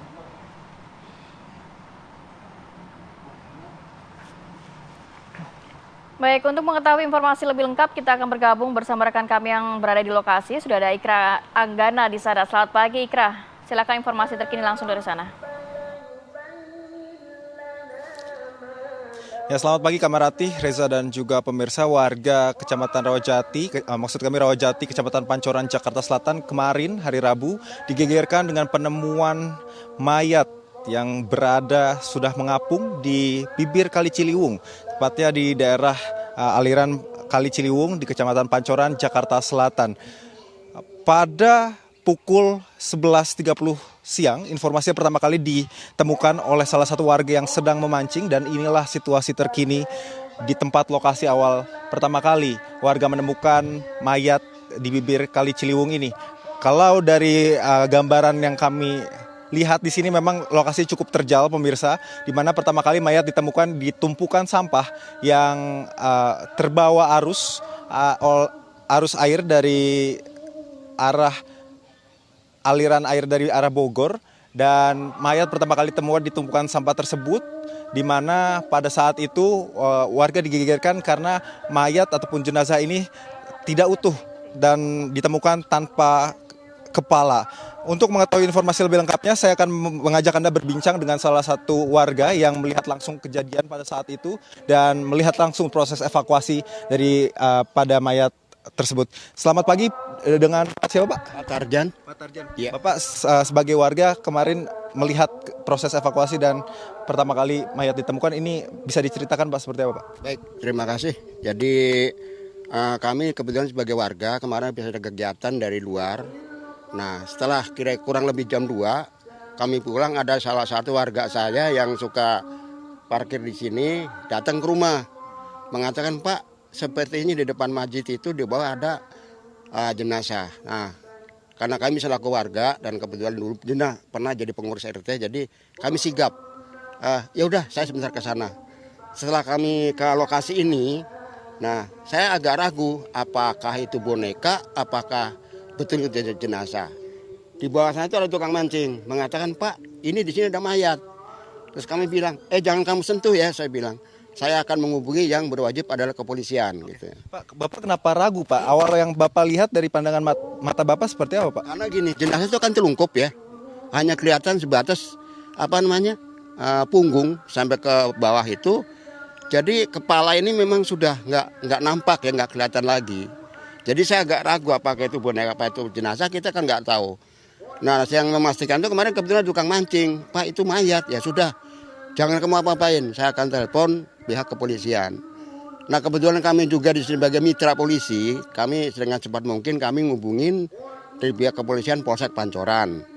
Yang datang ini adalah salah satu bimas yang namanya Pak Dadang kemarin. Nah, setelah itu kami ngobrol di sini, saya bilang, Pak, izin tindak lanjut. Ini untuk jenazah. Pak, saya sudah lanjut ke Kapolsek maupun ke Polres Metro Jakarta Selatan. Dilanjutkan dengan damkar, terus dengan palang hitamnya. Nah, kemarin kan pas pertama kali ditemukan itu ramai ya Pak, pasti warga. Ya. Itu ada yang mengaku nggak bahwa itu merupakan kerabat, dan proses evakuasinya seperti apa Pak? Ini kan mengingat lapangan ini cukup terjal Pak untuk melakukan proses evakuasi. Boleh diceritakan Pak? Kalau warga di sini pada umumnya tidak mengakui ya, pokoknya tidak mengakui, dari warga manapun tidak mengakui. Tapi adalah salah satu rekan saya yang kerjanya di DDN, Departemen Dalam Negeri, dilanjut kemari. Nah, memang itu rekan dekat saya, langsung saya telepon, Mas Edi, bantu dong ini ke Polsek. Teleponlah, saya bilang ini ada penemuan jenazah gini. Begitu dia telepon, kurang lebih sekitar antara 30 menit ke depan, beliau ini meluncur ke sini. Mana Pak Tarjan? Itu tempatnya di situ. Setelah itu nggak lama kemudian dari, kalau nggak salah ini dari pengamanan DDN ya, itu ada beberapa orang datang kemari. Dan memang waktu itu ada mengatakan, kalau nggak salah dengar saya, katanya dari rekan saya mancing di daerah mana gitu, udah sekian hari nggak pulang gitu. Informasi yang cukup bisa membantu ya untuk mengidentifikasi korban. Nah, tapi kalau proses evakuasinya sendiri Pak, yang Bapak lihat kemarin seperti apa Pak? Ini kan cukup terjal. Bagaimana pihak aparat ini melakukan proses evakuasi kemarin? Oke, jadi evakuasi tidak melalui jalur sini. Jadi semua tim berevakuasi ke RW 6, tetap keluarannya Rawajati, posisinya di sebelah sana itu kebetulan sekretariat RW. Jadi semua pasukan evakuasi, ini jalur-jalur itu yang kita lewatin. Itu yang saya tunjuk, melalui yang sangat terjal itu dilewat ke sana. Jadi semua pasukan evakuasi termasuk tim dari damkar dan sebagainya itu semua diarahkan ke sana. Informasinya katanya tubuh korban ini sudah dimakan oleh biawak Pak. Pas Bapak lihat itu betul Pak? Apa bagaimana? Kalau saya lihat memang ya tempurung ya. Tempurungnya memang sudah nggak ya dibilang sudah separuh lah, nggak ada gitu. Kondisinya cukup sudah memprihatinkan lah, saya bilang memprihatinkan banget ya. Kalau kita bilang ya kalau saya sedih lah gitu. Nah, setelah dari proses yang dilakukan, apalagi Pak yang yang dilakukan oleh warga sekitar di sini, Pak? Yang dilakukan warga di sekitar sini ya banyak sekali untuk ya istilahnya merespon aktivitasnya itu. Ada memberikan kain lah yang untuk penutup dan sebagainya ya. Ya kebetulan ya antusias warga di kita itu hal-hal yang begitu selalu merespon lebih cepat. Apalagi untuk sifat sosial. Nah kebetulan juga kami sebagai mitra dari pihak kepolisian, kami juga hal-hal begini saya selalu cepat merespon. Jangan sampai nanti ada begini kita sebagai warga tidak merespon. Itu intinya bagi saya sebagai warga dan pengurus ya. Terima kasih banyak Pak Tarzan atas waktunya dan juga ceritanya. Cukup detail pemirsa, itu tadi yang disampaikan oleh Pak Tarzan, salah satu warga yang juga menyaksikan langsung proses evakuasi, di mana jika kami lihat juga memang kondisinya cukup sulit untuk melakukan proses evakuasi, dan kami sempat melihat video bahwa memang kondisi jenazah ini cukup memprihatinkan seperti itu, sudah mengembang dan ditemukan tanpa kepala. Dan beberapa kali kami melihat memang di sini juga habitat yang cukup banyak biawak seperti itu.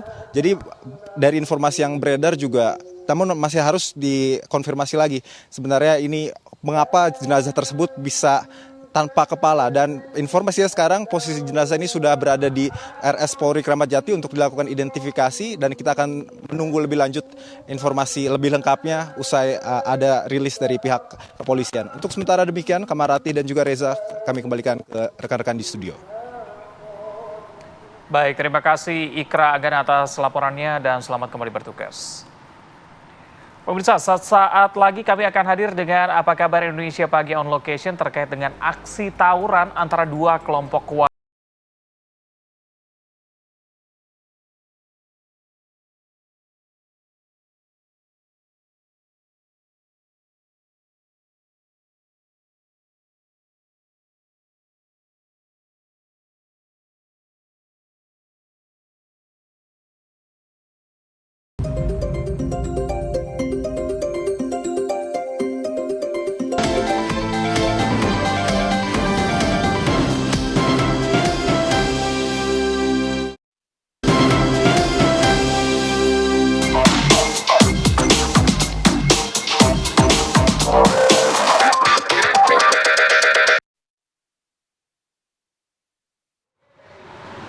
Pemirsa, aksi tawuran antara dua kelompok warga terjadi di Jalan Administrasi Petamburan, Tanah Abang, Jakarta Pusat pada Rabu sore.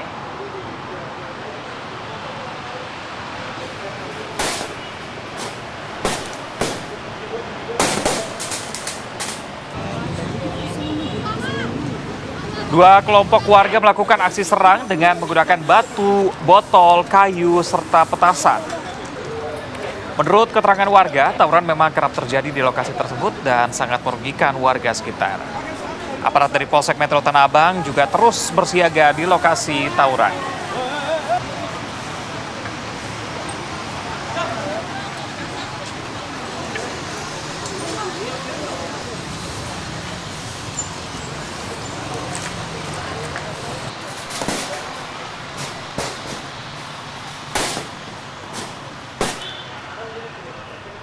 Lalu sebenarnya seperti apa yang terjadi di sana dan bagaimana update-nya? Sudah ada rekan Margareta Novita di sana. Selamat pagi Margareta, silakan dengan laporan Anda.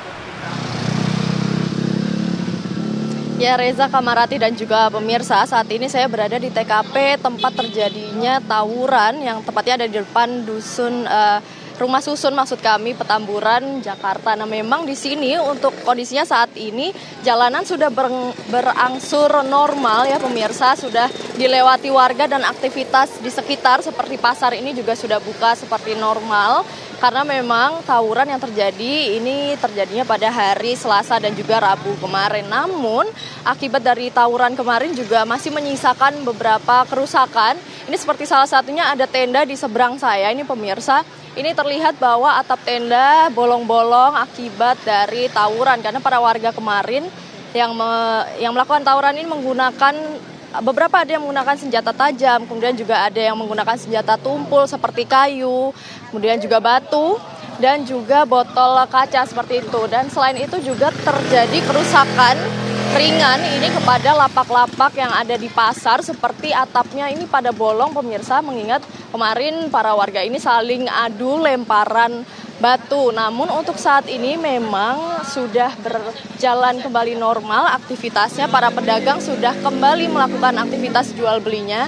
Dan memang dari penuturan warga sekitar, tadi pun saya juga tanya bahwa tawuran ini juga sering terjadi di daerah sini. Nah, saya mau ajak Anda untuk langsung tanya kepada salah satu saksi mata yang ada di sini.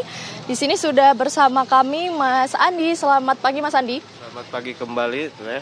Mas Andi, mungkin boleh dijelaskan kan tadi ceritanya saksi mata ya waktu tawuran kemarin itu seperti apa sih Mas? Awal mulanya seperti apa? Ya awal mula ada petasan, tiba-tiba langsung menyerang, ada di sini tiba-tiba.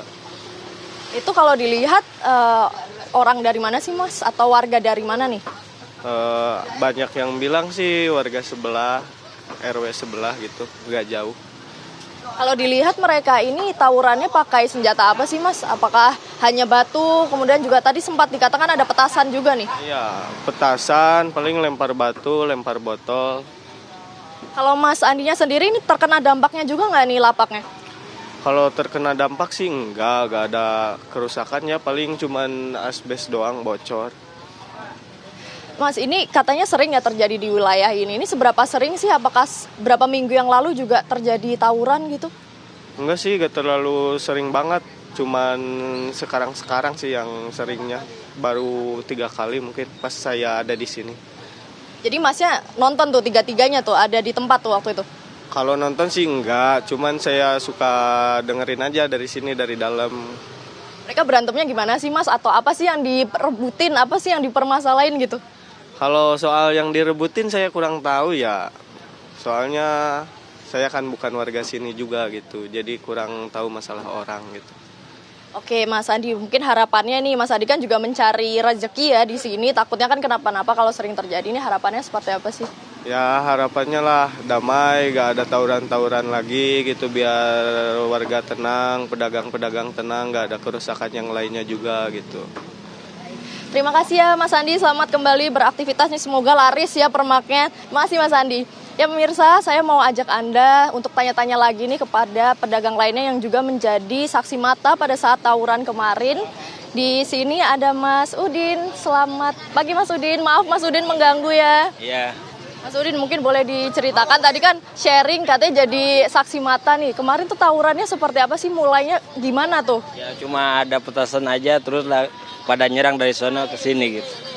Ini sampai ke lapaknya Mas Udin sini? Iya. Tapi waktu itu Mas Udin terkena dampaknya nggak sih, atau lagi berjualan kah atau gimana? Kagak, saya cuma di situ mau nutup aja gitu. Terus keborok ke sini nyerbu, saya kabur ke dalam. Mas Udin ngungsinya kemana nih? Kabur ke dalamnya kemana nih? Sini aja nih, dalam warung. Tapi nggak ikut kekejar atau nggak ikut jadi korban kan ya Mas ya? Enggak, saya cuma ngeliatin aja. Mas, tadi penuturan warga sekitar nih, tawuran sering terjadi di sini. Ini bener nggak sih sering di sini? Ya, sebulan ada 4 kali. Itu orangnya beda-beda atau hanya warga setempat aja? Ya sama sih, hampir sama, sono sama sini urusan. Kalau pelajar gitu ada juga nggak Mas yang numpang tawuran juga nih di sini? Ya soal itu saya kurang tahu. Kalau penyebabnya sendiri kenapa sih Mas? Ini kan antar warga, harusnya nih rukun ya. Kalau dilihat-lihat tuh kemarin berantemnya kenapa tuh? Kurang tahu juga saya kalau masalah itu, saya cuma ngelihat doang. Kemarin juga akhirnya kalau aparat datangnya juga cepat atau gimana tuh untuk membubarinnya? Kira setengah main lah. Tapi kalau dari Mas Udin sendiri kan udah lama ya jualan di sini. Pernah nggak sih sampai jadi korban gitu, sampai dagangannya kenapa-napa? Kagak.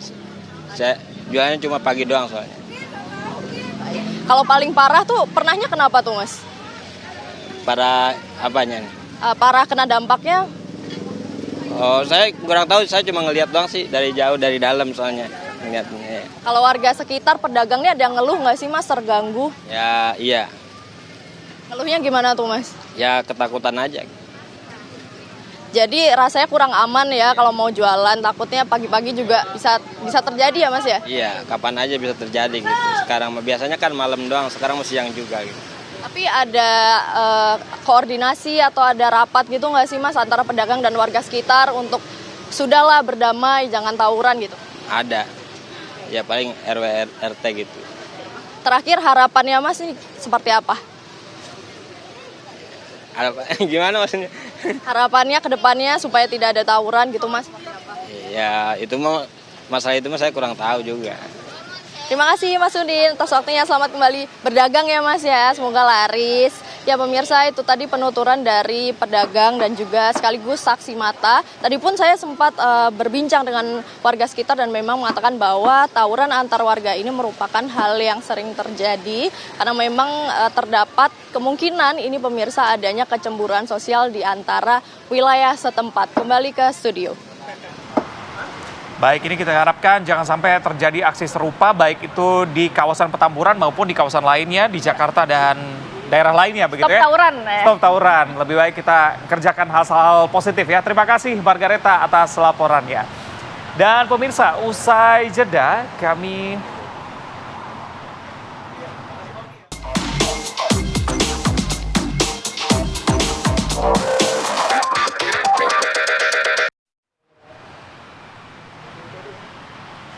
Pemirsa, usai jeda kami akan hadir dengan kabar viral. Ini diantaranya ada warga desa Pratowo, Kabupaten Pati, Jawa Tengah yang dapat rezeki dadakan dari sel.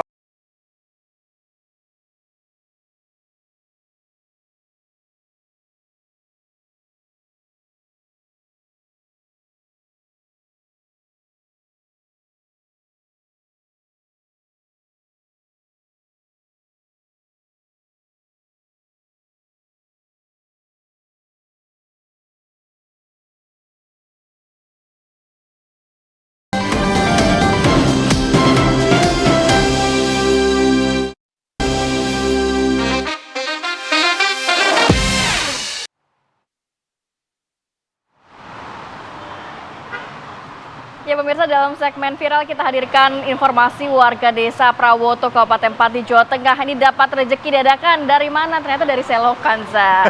Jadi ada uang sebesar ratusan ribu rupiah tersebut yang dibungkus dalam beberapa plastik hitam. Nah, ini sebagai tanda bahwa kita manusia nggak perlu khawatir karena rezeki bisa datang dari mana aja begitu ya, bahkan dari selokan yang nggak disangka-sangka ya. Ini ada sejumlah warga desa Prawoto di Pati, Jawa Tengah yang dapat rezeki nomplok yang tiba-tiba mengambang gitu saja di selokan depan rumah warga. Ada uang yang ditemukan ketika sedang membersihkan selokan. Ada uang pecahan 1.000, 2.000, 5.000 sampai 20.000 rupiah. Setiap kantong yang ditemukan warga mendapatkan uang antara 28.000 sampai dengan 88.000 rupiah. Warga mengira uang ini adalah uang mainan, tapi saat dibuka dan dihitung ternyata jumlahnya diperkirakan sampai ratusan ribu rupiah. Meski dalam kondisi lusuh, namun uang-uang tersebut merupakan uang asli dan warga langsung berburu uang dalam kresek hitam ini di selokan aliran di Sendang Jibing. Seneng banget ya. Ini mau dibalikin juga nggak tahu punya siapa. Mau dicari juga gimana carinya punya siapa. Nah, ini sebagai tanda juga kalau diajak bersih-bersih lingkungan jangan males. Tapi jangan lupa juga ini kan uang ditemukan, sedekahinlah sedikit ya. Berikutnya pemirsa, ini ada seorang pelaku begal yang terekam CCTV saat melakukan aksinya. Kita lihat. Dari hasil rekaman CCTV pemirsa, polisi langsung menangkap pelaku bersama sejumlah barang bukti. Jadi dari tangan pelaku, polisi menyita senjata tajam yang digunakan untuk melakukan aksinya serta barang-barang hasil rampasan. Pelaku diketahui merupakan residivis dalam sejumlah kasus kriminal, diantaranya begal dan juga curanmor.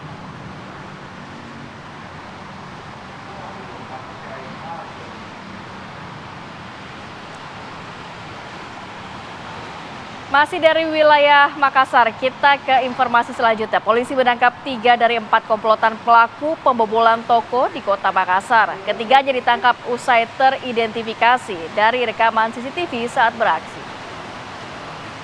Nih kita lihat dulu ya rekaman CCTV-nya. Ini dari sini kelihatan bahwa dia ngambil rokok dan juga sejumlah barang dan mungkin nggak sadar kalau kamera CCTV ngerekam aksinya. Wajahnya juga terlihat jelas di sana ya, sehingga polisi bisa berhasil menangkap dan juga mengidentifikasi siapa pelakunya. Ini 3 dari 4 sudah ditangkap. Modus yang digunakan yaitu melakukan survei terhadap toko incarannya dan beraksi pada malam hari saat tokonya ditutup. Hingga kini polisi masih mengejar 1 pelaku lainnya, sementara 3 pelaku lainnya dibawa petugas untuk proses pengembangan dan mereka terancam hukuman sampai dengan 5 tahun penjara. Jadi 1 pelaku lainnya antara tunggu ditangkap polisi atau kemudian ke kantor polisi untuk menyerahkan diri ya. Udah viral loh soalnya. Betul, wajahnya terlihat, teman-temannya Iya. udah ditangkap ya, tinggal nunggu beberapa hari lah. Tunggu waktu. Kita bergeser ke Bekasi, Jawa Barat. Pemirsa, ada sopir yang diduga ini masih belum mahir dalam mengemudi. Minibus ini menyebabkan kecelakaan beruntun melibatkan 4 kendaraan. Seorang pengemudi motor terpaksa harus dilarikan ke rumah sakit karena mengalami luka yang cukup parah. Inilah peristiwa kecelakaan beruntun yang terekam kamera CCTV. Kecelakaan yang melibatkan 3 unit mobil dan 1 unit sepeda motor ini terjadi di Jalan Cendrawasih, Perubahan Kartika Wanasari, Cibitung. Sebuah mobil minibus berwarna putih ini tiba-tiba menerobos kemacetan, menabrak mobil dan motor. Supir mobil yang diduga belum mahir berkendara ini panik, kemudian memundurkan kendaraan sehingga menabrak mobil di belakangnya. Alih-alih menghentikan laju kendaraan, pengemudi kembali tancap gas hingga menabrak mobil yang ada di depannya. Mobil ini terhenti setelah menabrak tembok rumah dan seorang wanita pengendara sepeda motor yang menjadi korban kecelakaan yang merupakan warga setempat saat ini masih menjalani perawatan di rumah sakit. Kasus tabrakan ini ditangani petugas unit laka lantas Polsek Cikarang Barat. Perhatian juga kepada pemirsa yang mungkin belum mahir, takutnya panik ya, karena kalau lagi kita berkendara di jalanan itu konsentrasi harus penuh. Betul, mungkin belum bisa membedakan atau masih kagok antara rem dan juga gas ya. Nah, itu dia. Ya, semoga tidak terjadi lagi kasus seperti itu. Kita geser ke informasi lain. Baru-baru ini seorang remaja yang baru lulus SMA dan mendaftar ke perguruan tinggi ini membuat banyak orang terheran-heran. Bagaimana bisa? Ternyata nama gadis itu hanya terdiri dari 1 huruf saja. C katanya, panggilannya Betul. C, nama C.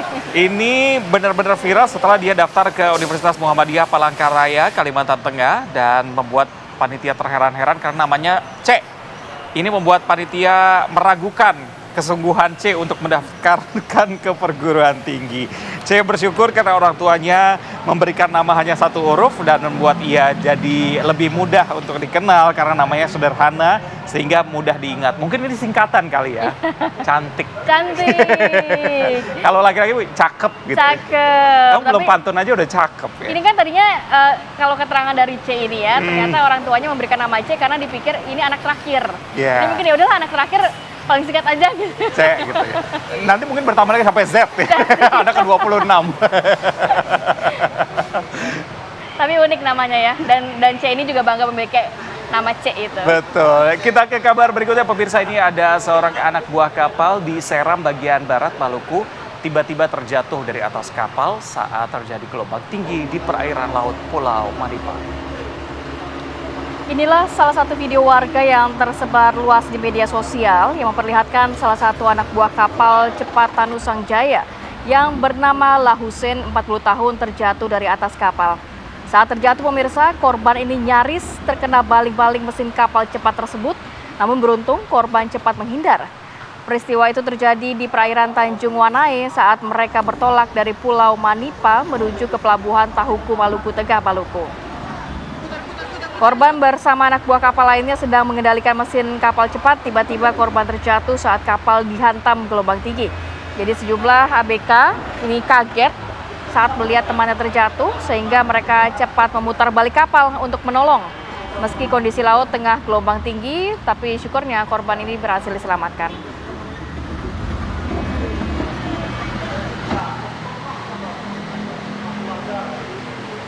Kita bergeser ke Jawa Timur, pemirsa. Warga Probolinggo, Jawa Timur ini panik akibat seekor kera liar tiba-tiba menyerang di permukiman penduduk. Petugas pun segera melakukan penangkapan agar tidak ada korban jiwa maupun luka. Jadi pemirsa, video yang Anda lihat ini merupakan rekaman warga saat seekor kera liar mengamuk di perkampungan beruntung tidak sampai melukai warga di kota Probolinggo, Jawa Timur. Warga setempat tidak mengetahui dari mana asal kera buas tersebut karena tiba-tiba menyerang anak-anak maupun pejalan kaki yang sedang melintas di sana. Diduga kera ini sebesar balita berusia 2 tahun mengalami kelaparan dan mencari makan di sekitar.